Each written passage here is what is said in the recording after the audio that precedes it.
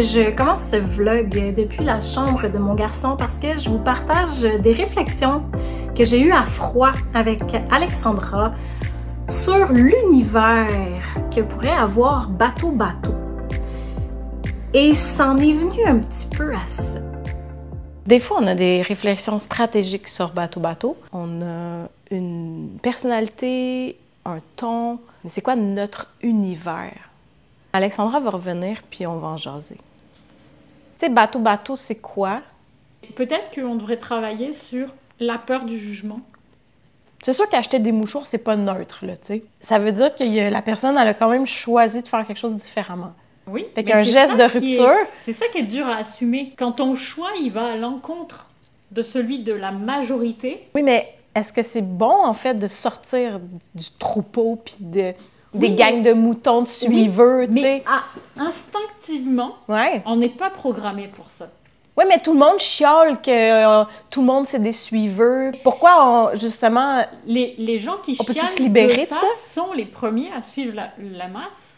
Est-ce que, finalement, on veut créer un univers qui mette les gens à l'aise dans leur choix de différence, t'sais?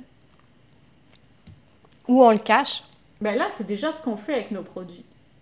Oui, parce que là, tu t'en rends pas compte que, finalement, t'es rendu au papier toilette lavable. C'est déjà... Non, puis même, une des choses que tu dis aux gens, c'est « J'ai fait mes mouchoirs pour que quand tu te mouches dedans, on s'en rende pas compte. s'en rende pas compte. » Oui, oui. Fait que même toi-même, ta première démarche, ça a été de te dire « Je veux pas que les gens me jugent. » Oui, c'est vrai. Mon choix de changement. Oui, c'était basé là-dessus. Tu vois? Tu le savais que c'était mieux, mais tu avais quand même cette peur-là de te dire « Les gens vont me juger si je me mouche dans une guenille rose dans la rue. » Il fallait que ça soit comme un Kleenex. Oui. Qui se lave. Fait que est-ce qu'on veut un univers fait que notre qui produit... travaille sur ça, tu sais, qui travaille sur sens-toi à l'aise de faire des choix différents, tu sais, parce que ça va t'apporter du mieux dans ta vie.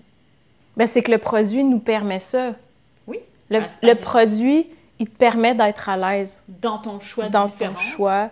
Est-ce qu'on peut bâtir un univers à partir de ça? Les bonhommes étaient quand même bons dans ce travail-là. Des personnages.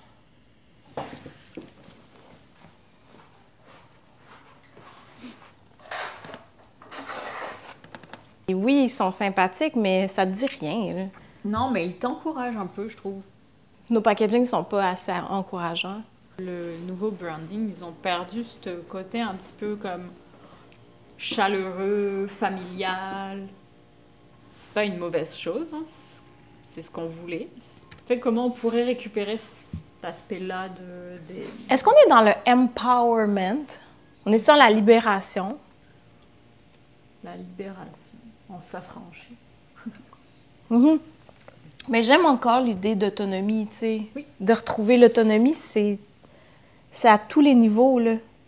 Tous nos produits, tu retrouves l'autonomie. Oui, oui. Même le bidet, tu sais. Dans un contexte où est-ce que tu as de la misère à t'essuyer, tu retrouves l'autonomie. Il y a une pénurie de papier de toilette, tu as retrouvé ton autonomie. Tu as des allergies, tu passes comme des boîtes et des boîtes de mouchoirs, puis là, tu veux pas continuer à t'en acheter parce que c'est juste, la quantité est phénoménale. Tu retrouves l'autonomie financière, tu retrouves l'autonomie à pas avoir besoin d'en racheter, tu sais. Est-ce que c'est comme une branche de l'empowerment?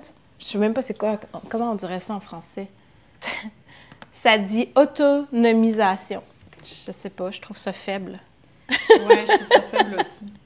S'émanciper, accéder à sa pleine capacité, se libérer de dépendance sociale, morale ou intellectuelle.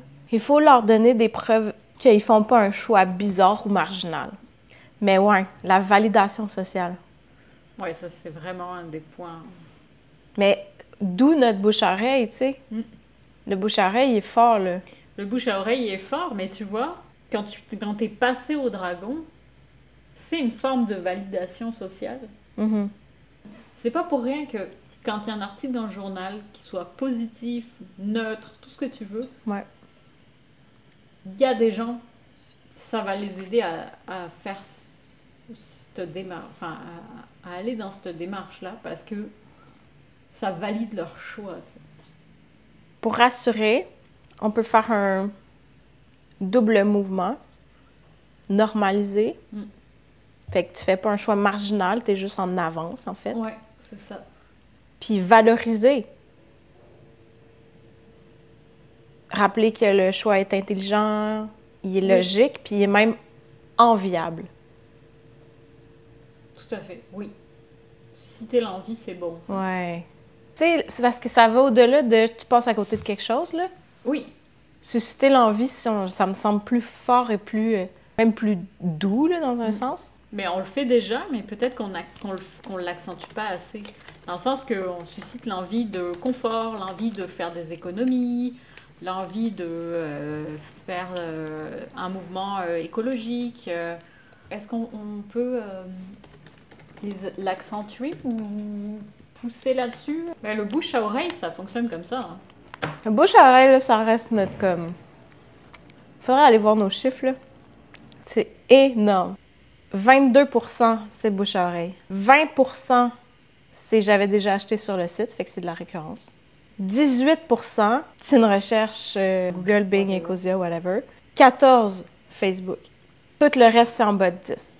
Un quart de notre clientèle vient du bouche à oreille. C'est intense, là. Ouais. Pour faire un univers fort, là, on a besoin d'un ennemi commun. Voyons. Ça, je boive. Non, je suis d'accord. On a besoin d'un ennemi commun. Le gaspillage. Je pense que le gaspillage, c'est quand même un bon truc. Le gaspillage, j'aime ça parce que c'est pas juste écologique, c'est financier aussi. Exact. C'est du gaspillage d'argent, là. Gaspillage d'argent, c'est du gaspillage de temps. De temps, de ressources oui. Naturelles. Je peux s'essayer à ça. Je vais essayer de tout synthétiser ça dans un document. Évidemment, on a eu le flash après avoir tout filmé ça. En fait, j'ai demandé à Alexandra comment elle voyait notre bateau. Je me demandais si elle voyait comme un arche de Noé, où est-ce qu'on sauve tout le monde du déluge, ou le bateau de Moana, où est-ce qu'on part à l'aventure. Puis en fait, elle voyait ça plus comme le bateau de Luffy dans One Piece. Plus une recherche de liberté, de défier les conventions. Puis ça m'a beaucoup parlé en fait. Quand on embarque dans notre bateau, on est à la recherche de liberté, d'autonomie, de plus dépendre du papier. On est aussi à la recherche de confort, de tranquillité d'esprit. Fait que, ben, tout ça, c'est un peu notre One Piece à nous. Fait que, il y avait quelque chose à faire avec cette idée-là, puis je vais essayer de la développer un peu mieux. C'est pas One Piece, mais c'est quelque chose qui est dans l'univers quand même du bateau-bateau. Fait que embarquer dans le bateau-bateau pour découvrir les îles du bidet, l'île des mouchoirs, l'île des essuie-tout. Peut-être quelque chose à faire avec ça. Fait que je vais réfléchir à ça prochainement, mais je trouvais cool de vous partager nos réflexions live. C'est pas tout à fait live, là, mais à frette, disons ça de même. Fait que on se retrouve bientôt!